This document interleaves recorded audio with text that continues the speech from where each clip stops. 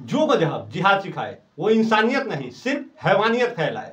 जय श्री राम दोस्तों, सुप्रभात। कैसे हैं आप?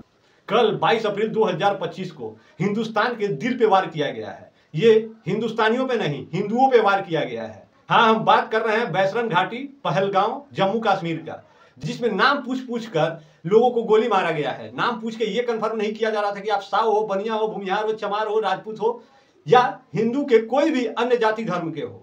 उन लोगों ने सिर्फ पूछा कि आपका नाम क्या है, आपका धर्म क्या है, और तड़ातड़ गोलियां चला दी, जिसमें 28 लोगों की मौत हो चुकी है और 17 से अधिक लोग घायल हैं। और सबसे दुख की बात यह है कि हमारे हिंदुस्तान के कुछ ऐसे भी लोग हैं जो कहते हैं कि भाई साहब, हिंदू मुस्लिम भाई भाई हैं। हिंदुओं में सबसे ज्यादा नफरत स्वर्णों से किया जाता है कि उन्होंने दलितों पे बड़ा अत्याचार किया है, पर वहां पे उन लोगों ने दलितों को नहीं छोड़ा है। 28 लोग जो मरे हैं उनमें 11 दलित है।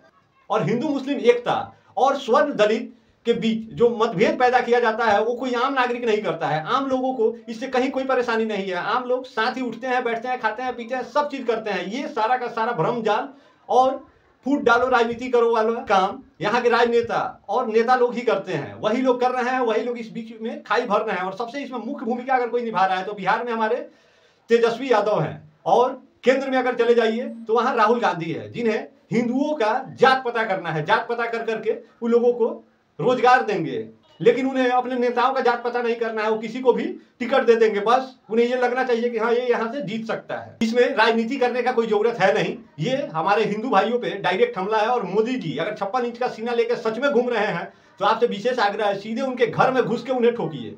अरे हम तो ऐसे भी विश्व में नंबर 1 है जनसंख्या के मामले में।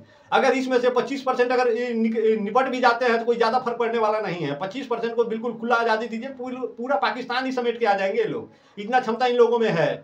आखिर हम लोग कब स्वर्ण दलित से ऊपर उठकर इस पे बात करेंगे? ये स्वर्ण दलित का जो पचड़ा फंसा हुआ है ना, ये जिंदगी में भविष्य में कभी खत्म होने वाला नहीं है। आप स्वर्ण दलित का बात कर रहे हो, यहाँ अमीरी और गरीबी एक अलग खाई बनाए हुए है। सोचिए, अडानी, अंबानी, टाटा, बिरला, इन लोगों के पास जाके आप बतिया सकते हो। वहां जाओगे तो कुत्ते से भी कम इज्जत मिलेगा तुम। और बात करते हो स्वर्णों ने तुम पे ज्यादा जाति कर दी। अरे भाई साहब, जिसके पास पैसा है, पावर है, रुतबा है, वो कभी भी तुमको कुचलेगा, कभी भी दबाएगा। तुम खुद सशक्त बनो। ये मत ज्ञान बघारो कि स्वर्णों ने तुम पे अत्याचार किया है। देख लो, दलित अगर पैसे वाला है, पावर वाला है, तो वो भी कुचल के ही जाता है। धर्म और जाति पूछ के किसी को नहीं दबाया जाता है। यहाँ सब का सब खेल है माल का, पावर का।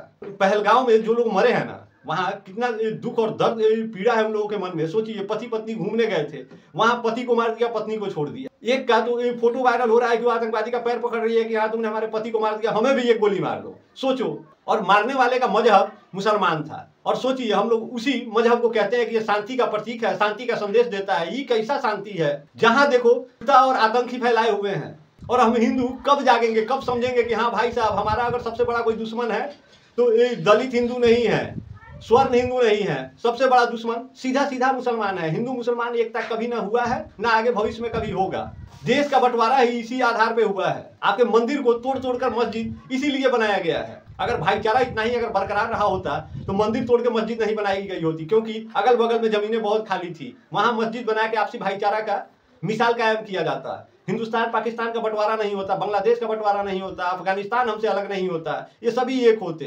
अमेरिका, रूस, चीन, ये सब एक होते। सब जगह इंसानियत का ही महत्व होता है, इंसानों का महत्व होता है। लेकिन ऐसा कहीं है नहीं। हर जगह सरहद बनाया गया है, और उस सरहद के इस पार अलग है, उस पार अलग है। वैसे ही धर्म में ये सरहद है। हिंदू अलग है, मुसलमान अलग है, रहन सहन अलग है, खान पान अलग है।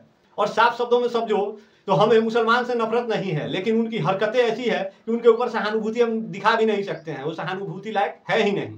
और मोदी जी, ये नया नया नियम कानून ये सब लाला के मत कीजिए कि हम बिल पास करेंगे, बैठक करेंगे, हाई करेंगे, हाउ करेंगे। कुछ नहीं कीजिए, डायरेक्ट एक्शन लीजिए और काम कीजिए। सिर्फ बिल पास करने से कुछ नहीं होगा। सीए, एनआरसी लाए, कितने लोगों का नागरिकता गया? कुछ आंकड़ा है? आंकड़ा पेश कीजिए, तभी समझ में आए। कितने लोगों को आपने हिंदुस्तान से उठा के बांग्लादेश, पाकिस्तान, अफगानिस्तान फेंकवाया? नहीं फेंकवाया होगा आपने। जबकि अमेरिका ने कोई चूचों पर नहीं किया, और वहां से 292 कितने लोगों को सीधे भारत ले आके फेंक गया। हाथों में जंजीर, पैर में जंजीर, मुंह पे टेप साट के, नीचे वाले पे भी टेप साट दिया था कि हाँ, वो लोग कुछ कर ना सके। साहब पूरा सील पैक करके लाके यहाँ फेंक गए। और आप कब फेंकिएगा? 56 इंच का सीना, विश्व में नंबर 1 जनसंख्या, इतना सब होने का क्या फायदा है? और इन सभी बातों का सारांश बस इतना ही है। हिंदू भाइयों, आप लोगों से बस इतना ही कहना चाहेंगे कि आप लोग खुल के सामने तो आ नहीं सकते हो, आप हथियार उठा नहीं सकते हो, आप उनको मुंह तोड़ जवाब दे नहीं सकते हो, लेकिन आप लोग एक ऐसा संगठन बनाओ जो बैकएंड में काम करे, जैसे उनका पीएफआई सीएफआई पता नहीं कौन कौन सा आईएसआई है, ये सब जो काम कर रहा है। आप लोग 2-4 रुपया 5 रुपया एक ग्रुप के नाम पे आप लोग उसको डोनेट करो, ताकि वो लोग सशक्त हो और उसमें एक्शन लेने वाले लोग हों जो इन लोगों का मुंह तोड़ जवाब दे सके। फ्रंट से ना सही बैक से तो सहयोग कर ही सकते हो, सामने से कांग्रेस नहीं कर सकते, बैकएंड में पीठ थपथपा तो सकते ही हो। तो देखो संक्षेप में ही समझा रहे हैं, इतना सब कुछ मतलब आपको खुला खुला समझा नहीं सकते हैं। और आप लोग अगर नहीं समझ रहे हो तो आने वाले टाइम में इससे बड़ा घटना और दुर्घटना देखने को तैयार रहना। ना ये पहला है और ना ही आखिरी। कहने को हम 80% हैं, लेकिन आप नजर उठा के देख लो, जमीनी स्तर पे देख लो, कहीं आप 8% भी दिखते हो, 8% भी दिखते तो बहुत हो जाते। सोचो, हम अपनी ही बात कर लेते हैं, 140 करोड़ जनसंख्या वाले देश में हमारे पास 5000 फॉलोअर बड़ा मुश्किल से पूरा हुआ है। और यूट्यूब पे चल जाइए तो सब्सक्राइबर तो साला हमको लग रहा है 500-600 से ऊपर नहीं बढ़ पाता है। क्यों? क्योंकि आपके पास वक्त ही नहीं है, आप कमाने खाने और अपने परिवार में व्यस्त हैं। आपको उससे मतलब नहीं है कि कौन आता है कौन किसके लिए बात कर रहा है, आपको पता है कि आप सुरक्षित हो।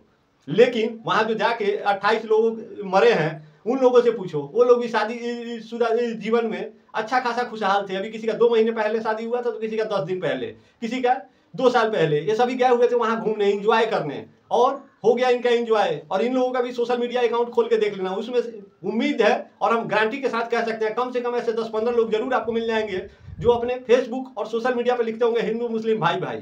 रोज नहीं लिखते होंगे, कभी ना कभी लिखे जरूर होंगे। उनके फ्रेंड लिस्ट में जाके चेक कर लो, कम से कम 10% तो जरूर शांति दूत रहे होंगे। लेकिन उन्हें कोई बचाने नहीं गया वहां।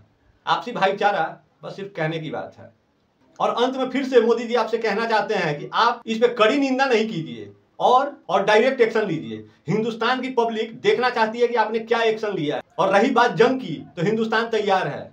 यहाँ ना हम जनसंख्या में कम है और ना ही ताकत में। तो फ्रंट हैंडल कीजिए और आगे बढ़ाइए, सेना बढ़ेगी और साथ में सेना के साथ पीछे से जवान भी तैयार है। जय जवान जय किसान करते हुए एक बार टूट पड़ो, बाकी सब देखा जाएगा। नफा नुकसान जंग के बाद, जंग के पहले ये सब चीज सोचना नहीं चाहिए। अगर संक्षेप में और सीधा सीधा समझिए तो कायरता का सबसे पहला उदाहरण है अधिक शिक्षा। जब शिक्षा हद से ज्यादा हो जाए ना, तो इंसान कायर हो जाता है, संविधान का अनुच्छेद पढ़ने लगता है और धाराएं याद करने लगता है। अगर कम पढ़ा लिखा व्यक्ति है ना, तो सीधा उठाता है और डायरेक्ट फ्रंट एक्शन करता है, बाद में देखा जाएगा होगा क्या। तो आप भी डायरेक्ट एक्शन लीजिए, ज्यादा ज्ञान बघाड़ने की जरूरत नहीं है, हर चीज में ज्ञान जरूरी नहीं होता है। और अंत में हमारा सवाल, विश्व के किसी भी कोने में अगर कोई हिंदू है, तो क्या आपको ये खबर सुन के आपका खून नहीं खौला कि उन लोगों ने मारने से पहले पैंट खोलवा के तक चेक किया था कि भाई साहब कहीं गलती से मुसलमान ना मारा जाए?